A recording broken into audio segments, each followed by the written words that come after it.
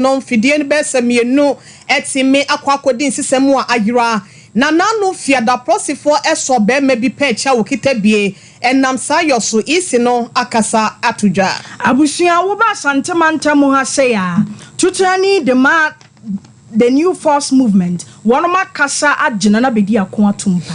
Arawu sembi Kasoa ama enipa nine yakasei watina nanom ensiedo. Sanso na won finfin mantamu arawu sembi asi wo ho ka mienu wonuma hia nkwanhia. Ebusia ensomini afofro bi ya edikana editie no na ene enwumre 21st clinic the sciatica expert wonom aso yasene ya yede eba beda wo miso free drink the 5G mizano so eta ye chi den brekro na no liberty conference wono so enja ye mu bre sefatemu no wo nsemo esi ase ne ye de beba bedan mo enwumre makenka fo no eye benu ohene yire mame akua yeboa esiama bronya na afi mame akua nya semhwe Ebusia yenjebre ne adaje na ensem no se ne sitie ne yentime emfa emamo ye hye na se e de afri mapanyi na dankwa ekofo ado wono so e de dwumadie bi ya wato din se presidential page betu dwa ne nyina da ebotaye ne so obehwe na ene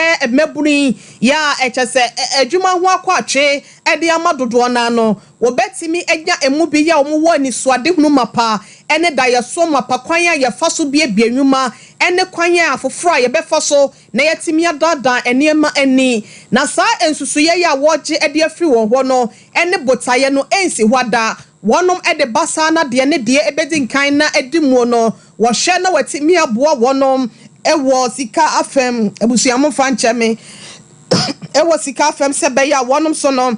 wani so ade hunu ebetimi abemede ama wonom na de etwato okra no na ahyehye so ewo nkrapomponi mantemu enam sayo so na dankwa akufo do nsem dodo na no na etudwa ekire se woba ya wode sade we baye no etimi aboa ama omeyi ye koyenim na ogidi ye se empem ha ya ye bekoso atoa mu se be ya omeyi betimi aboa efa eye presidential pitch so asesa enema ama Ghana so yetimi enya gina bia papa bi agina na do dankwa ekufo ado ensem ni where their dreams can flourish and their potential can be fully realized. During my tenure, I've made it a priority to lay the foundation for such an environment. In 2017, with the establishment of NEIP and a seed fund of 10 million United States dollars, the Akufo-Addo government took the first step towards creating the entrepreneurial climate we envisage. Since then, NEIP has grown, launching numerous initiatives that have sparked innovation, created jobs, and empowered the youth become architects of their own futures. In 2020, we expanded the vision with the Greenhouse Estate Project and the Entrepreneurship and Innovation Center, a state-of-the-art facility that now stands as a beacon of possibility in West Africa. Through NEIP's program, we supported 15,000 startups, trained 2,000 and 50,000 young entrepreneurs, and created over 100,000 jobs. This is the legacy we're building, a legacy of opportunity, innovation, and growth. Ebusia Ghana mampanyi na dankwa Akufo-Addo esapa ya ye twa to ho enie kwan ya ebefaso na ya mema akwanya ede ama emebunu biemu nso no ye befaso na yetimi anyini ese oman na yetimi akwayanim na yetumpon ewa afa na nyina na dankwa Akufo-Addo ne nsem no echi no na National Entrepreneurship and Innovation Program no ti brekese ya wotua no ye Rakofi Owusu Kansa wono so eda mampanyi na dankwa Akufo ase ema wode ensem sei etwa to. We are deeply grateful, sir. Ladies and gentlemen, on the 7th of January 2021, the President was very clear when he stated, and I quote, that the sheer can-do spirit of the Ghanaian, which I have witnessed all my life, will be the bedrock on which we build the Ghana of our dreams. Throughout the 4 editions, providing technical and vocational skills to careers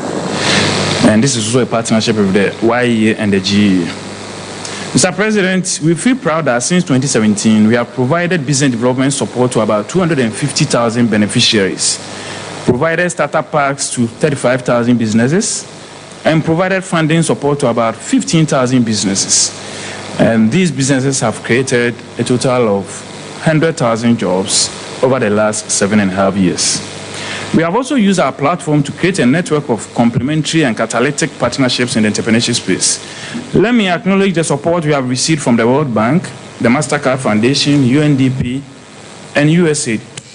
Ewusia Chief Executive Officer Edema Kofi Owusu Nkasa Onidino no National Entrepreneurship and Innovation Program no ena yeko ekotie no yeto ansam no so ede amamo Abushan yedasoa ewa amanyo semu na Franka Tuni dema NDC amanyo ko John Dramani Mahama wakasa no de to Ghana fo animu se NDC aban ye na ye aban a ye ba Ghana aba be hwa mampuntudwuma kwaso pa me hwa se Ghana MPP amanyo ko monto aba emfama wonom wa afia bato a ye ba beto emu okasa ye wa bra na manifesto launch a woda na di ewo wini bamantam ho no ekoso eho na okasa na oto ne kasa so se Ghana foi samo fam card na sa abato bredu na mokompia so na mokoto aba mo hwese me John Dramani Mahama mo na mo beto aba ede amame ose oba Ghana mantam ha se ya wopemempanyi papa ye gina tomu no betimi aboa mampuntudwuma koso a eyo no a eno no wakasa no se ahotre ne koda na Ghana fo da yeso bebre no egina manmo bone a ye na dodan kwa kufu ado ne Franka Tuni ede aba Ghana mantam ha se wo se ahotre a friend ahotre de so no obefa konya di a enya di a ebi ebe koso biem okasa. Many of them I have met have told me that they are waiting for a signal from the Ghanaian people that the political and business environment is going to change for the better, that we are going to effect a change of course so that we can provide a reasonable environment for them to put in their investments. Ladies and gentlemen, the Holy Book in Matthew 25:14-30 tells one of the parables of Jesus Christ. And this is the parable of the talents. This parable teaches us to invest whatever is put in our care wisely for the benefit of our master. The master in this case is the people of Ghana. This administration is just like the last of the servants who buried his talents that was given to him by his master. And when his master came, he returned the 1 talent to him. But in this case of Akufo-Addo and Bawumia and their cabal, they did not bury the 1 talent and give us back our 1 talent when we returned. They gambled with the talents that we gave them, and they landed the people of Ghana in a huge debt.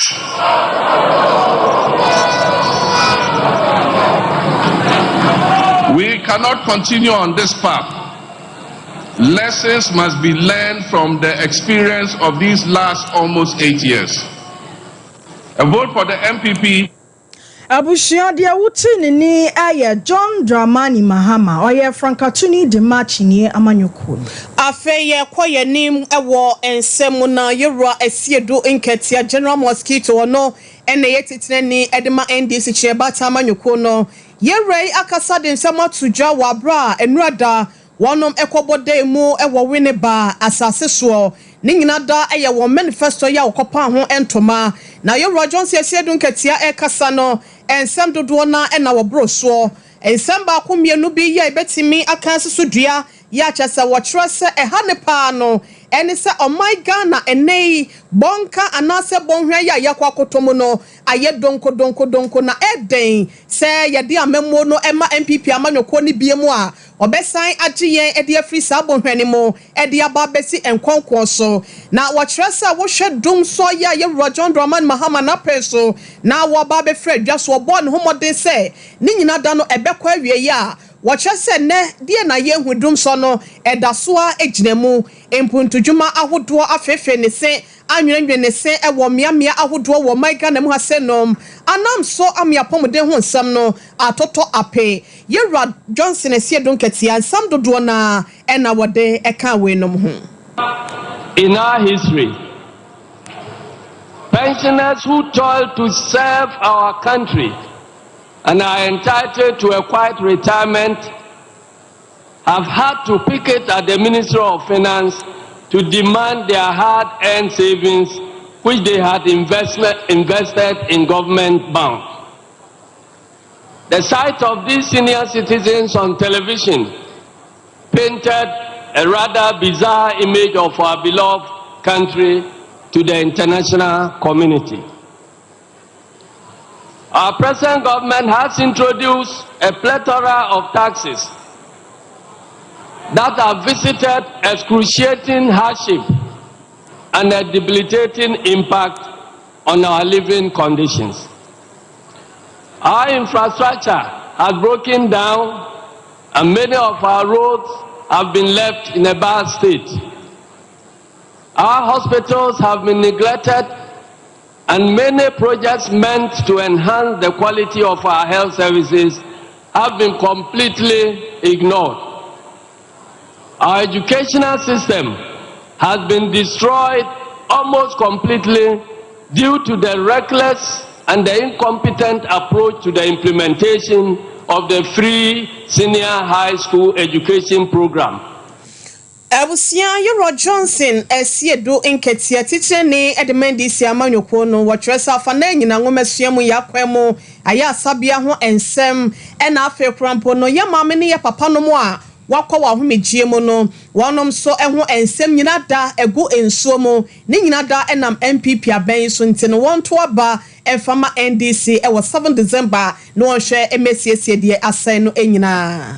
yenkwa yenim. Abushia dom kuma moba no dani de ma NDC wo mrahye bedwafie ye Dr. Kasoa wato forcing and wakasa wo mo lunch ne anasa wo manifesto a wo da na di na anu ya da no de kire Ghana force he ahotra dodo ne manihu na yi Ghana for ye from nam sa MPP amanyokuo one mama mo boni a one mo ye edema Ghana for no we nam so ma Ghana se say value added tax ya ye de toto niam so no akosoro pa woni kasa ye mu no kire se he se mo hwema ye ba amanyokuo mu na se Ghana ye befa konya ne dia chini amanyoko ye behwe sa value added tax ya ama no humisu pi woni ama so no ye behwe atete so ede amamo o kasa won kasa ye mu no kire se sa cedi ya Ghana for ye di me kire ye sika ye die no o se sa na hoɔden e wo mu na kɔfam de toto onkrofo kro su sika so a na hoɔden no aba fam aninti se NDC amanyoko ye ba aban mu sika ye die wa ha no obere se mu be ye duru na ye so ye nsesa ane ye nkoso nsem no ebetimi atumpon ensem bi sei eno di tuja. To achieve our fiscal policy and economic goals, the next NDC government will aggressively pursue the following policies. 1. We'll reset the entire fiscal framework to achieve efficient resource mobilization and effective utilization of public funds. 2. We will shift from the over-concentration of the macroeconomy to the microeconomy, where investment in the real sector will anchor sustainable macroeconomic environment and economic growth. We will implement an enduring economic policy to build sustainable economic buffers to stabilize and cushion the Ghana cedi. We will undertake a number of reforms. First is the value-added tax reform, VAT reforms. Currently, Ghana's effective VAT rate is about 22%. In fact, the highest in Africa. This is because Get Fund levy of 2.5%, National Health Insurance levy of another 2.5%, and COVID levy of 1%. Abusia dia ne chagu ye Dr. Kasoa Watoforsen oye dom kuma mo ba no dani adema NDC. Afe ye ko ensem foforo mo na nansen ya de atomonim se abato bedwa no wonom emfidie ya abefode ene a wode wonsa kosisi so ana aka se akua nyasem hwenie ana se mame ye boa asiama ene wono so ne ho nsem nyina egu yen so yen woma na se yen kratemo na etimi aboa ama ya abato ho nsem no etimi akoye no ebeto dwa se emumienu eyade a ama ne won kwanta na kyese ayira na biometric verification device ya mienu etimi yira ye na akwa Ghana fo nyenya ama kyese sam dodo na no ena na wonum epufri wonum ba ebi kyese wanhwe ya samanyoko anasa amanyoko BCD ena kyese akwa de ne nkofo hode a ebenam so ama watimi atwa abato no nkrata ne bi etintim na wonum aba betu de agumu ene nipa no wawe krapo na no wafa nchen na watimi ede akwakode nkunim na so abato bedwa no ede betu dwa se saa ensem ni nyina da no anya de betimi abamu efise code wana central ye bi wo ho a se mpodo nipa no anya saa fidie no asa wanya enya de obetimi ede atwa ma ne bi ede agumu ye kase ya na no fiada ena wode wani kiremu ewo Kasoa ne mpotemu adehye ye wo wonom ensa so abranti anasa papa bia wanya finhia no bese aduonu mienu 52 years ya ye friend Samuel Yakrantin na womu hu na ese device na hiro no baako ekita no mo se krachi wunya no hefa wasibo ene Mahama owura bia Fred Mahama me pa chonya ye John Dramani Mahama wasi owura bia Fred Mahama wono ne nchen ene wonya ede free ye kasai aprosifo aso asem ni mu a wonom eye mu hwehwemu na asem we se beto dwa no isi ababonten etrese wonom behwe na wonom ankasa nso no ehwehwemu bi a wose wofa ekwan bi so eye se beye wo betimi ehu ba bi a sa biometric device etimi kodru ye anase ni pakro ya wono so bo ne hompem ebefa ye no watimi adu na kachi na emra no se de sefata no watimi ede awentam no na enu biemu nso no wase Ghana fo nyina ka yakoma enfanto yeyem efri se nipa no kura pa afidie we ya wonya kwan bia so betimi atwa abane bi ede agumo afakwete kwan so aba bedi nkunim ede ama amanyoko bi nte no isi no ababonten etrese ene kwasie ena wonom so ede wonsem etudwa se womanfo nyina ensom na omano enko na som se enya ade a woye ne bia ebefa saa biometric device ya ayrai so ede aba afiwe say abato ni munte no we eye ensemu a eboboba efri isi aso ya yadane biachi ede amama bisia yenkọ yenim ewonsem foforo mu ye konsem foforo mu ayeda so wa amanyo semu na amanyo ko bi a wonom din de the new force movement eba ye nche wa Ghana mantem ha sei na Franka tuni de masa amanyo ko yi eye na Kwame bedi akon eno na woni campaign bi a wo be ye no wotafone ne mpeso so wa santemantem ha sei ena the original chairman eye Owura Frank Asante wakasa no de to Ghana mabuna ni mu se he abato aye ba beto enu mo hwase new movement abato enu eno na mo beto ede ama ya manyokoi eni nti mo hwase eda abato ni dura mo be kompeso so ahodo na afei matoma ba de ama na Kwame bedi akon esanse ono na ye nipa wodwene Ghana yempuntuo ho ne awo abadaye edema Ghana ma wakasa woni kasa ye mu no se monkoto aba mfa manipa bi a wonwene Ghana ho na one de ni one ne fiefo nko ana sabi wosusu se wonum bedidi o se yesa ho kire ane adeso ade emfiri Ghana yesoda wakasa ye de nsem eto dwase 7 December we nya yemfa voters ID card na yenkonkoto ama na yenya ensatraye yenya change na yenyina will be waiting for. I know say you the youth out there, you're ready to do what you know better. It's in 7 December. Get your voters ID card out. Go out there and vote massively for the new force party. Me am doing the FM Mr. Frank Asante.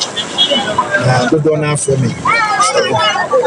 Thank you. 7 December, we nya yemfa voters ID card. Na yenkonkoto ama. Na yenya ensatraye, yenya change. Na yenyina will be waiting for. I know say you the youth out there, you're ready to do what you know better. It's in 7 December.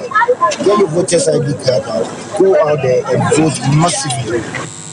And go out there and vote massively. One man anso hwa one kasa ya chere na Tafo Pankro chairman e de ma amanyo kuo no so ba be kasa and watch se he moma menka samon chemo sa Ghana mabunu nsama egu mutirimu anase mutirimu asama ewo nana bedi akoho se oye dadafo anase oye otrofo no enim sa baabi ada oye owura Kwesi Asamoah ono so kasa sei ese Kenya ya bono etimi onya ahonye obetimi diaba obuna ma ya ba no ye work dia for kum no ma night na be shower eni bibia nti ba na oba nti ho de eni osi eni e gba che ne di ja na e di sha na pass so one no for say o scam o for ye jitum to scam o for ye hwemu no ne ntesa ne hwe omo ma bedi mam eni o man ni mu no enduma boy na bie no omo kwa ndi ese enduma ni nti mama hu ati asese omfa no compress scammer omfa no compress e for o hwe nyema wa ya scammer ni gas o ya continue yet scammer ni bie no a obeti na ye de young boy na ye no scammer ni bie ni fu na wa ye no jataba ko Abusia de okasa charge madie tuo eye Mr. Kwesi Asamoah oye Tafo Pankro no chairman edema amanyokuo no afe yenkwa Kasoa ene ne mpotemo na ewutu senya East Kroponimo ena Kasoa nso ehye arehosam ya efiri ho eba no ene enyan ne nyina da ene se edan bi adwiri ama ye kasa nipa bese enan wonom etina nanom ensiedo na eye dum jadwubekuo ya wonom ewo mpotemo ho no wonom kasama for bakwe DO1 Alex Kenate wane Sompa kasefo bonkomo ema ensem ne nkyeremu no wade ma yensei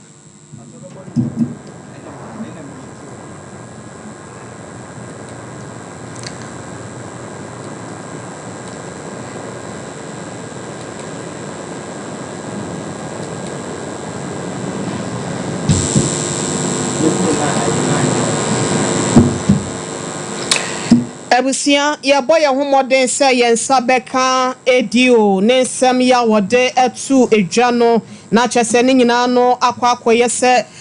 chese dan bia na wonom eboso no na womo ejina esoro ebono ana womo ehu de eyeye na edan no dwiriye nensem ne yehwese yensa beka now we are in very critical condition. Our officers from Kasoa and the National Headquarters Rescue Team did a human job of trying to extricate 12 people from the rebels. As it stands now, 6 people have been treated and discharged, and unfortunately we lost 2 females, aged 18 and 16, and then one male who was a carpenter at the scene. We have a feeling that the building had lost its structural integrity, and so it's one thing that we are looking at. We would have to investigate to be sure that we follow the process, including submitting their drawings to the Ghana National Fire Service and other key stakeholders for approval before the building was erected. From what our men on the ground have gathered, there were a lot of structural deficits in the construction of the Abusiani okasa ye LDO1 Alex Kenate were member of Public Affairs Ghana National Fire Service no emu na ise nipa 9 omo bodan so and arehosem we say etimi esina abusiani ko 21st clinic ho 21st clinic aye sciatica expert onipa intini bi sauto asesa bi sa fa una kokombesi una ase enti 21st ya ne abase se kokura manase epo bi esi santini ni mu a ya ne yakwadire wo mu ne yebetimi ahwe santini mu na yedi nubuna na afei nupa ahwewo ama osiatika yade no eso atie enti ene sunya ha ye nkrobata no edoso kumasen so ye wa takwa ne bechem ne baabia ye wo honom 0540 311311 0540 311311 na fei wo fra homatrofo ya mpanyifo atinya hwo yade no enkanka siatica ede amawo ebusia na osi enkancha ose wapiemu e South Africa no nti wo Johannesburg wo Switzerland wo Zimbabwe bomodenja bay na efre won book appointment on sa wonyalo wanyina fama 0244915116 0244915116 116 na watimi ajo so yero asante yeboa yemfa asedama no news crew Sompa 93.1 Sompa 98.9 and Sompa 90.7 yeda wonum nyina ase Kelvin and afe Ransford ene ekoba jesse yeda wonum ase midi do hene re mame ekua yeboa esiama bronya miniminu aba mame akua nyasamhwe ebusia ya sorry adwa so healing point dwumedie no na ebre no aso yede to aso amamsese